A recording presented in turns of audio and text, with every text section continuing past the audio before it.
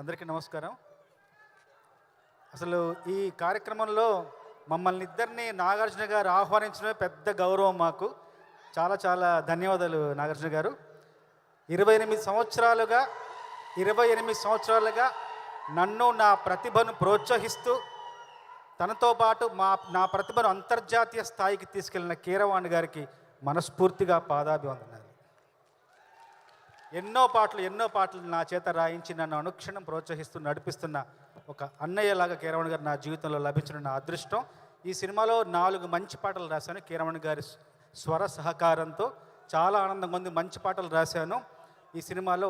నేను 10-15 ఏళ్ళుగా రాస్తున్న మంచి పాటలన్నిట్లోకెల్లా ఉత్తమోత్తమైన కవితా పంక్తులు ఈ సినిమాలో రాశాను. అది ఎత్తుకెళ్ళిపోవాలనిపిస్తుంది. ఆ పాటలోని కొన్ని వాక్యాలు నాకు బాగా నచ్చినవి. అందులో కొన్ని వాక్యాలు ఉన్నాయి 2. ఎంత ఎంత ఎంత ముద్దుగున్నావంటే ఒక్క మాటలోన చెప్పాలంటే చందమామకే పిల్లలు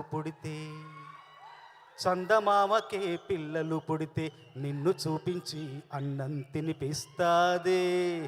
మరి అట్టా ఉంటే ఏం చేస్తాం?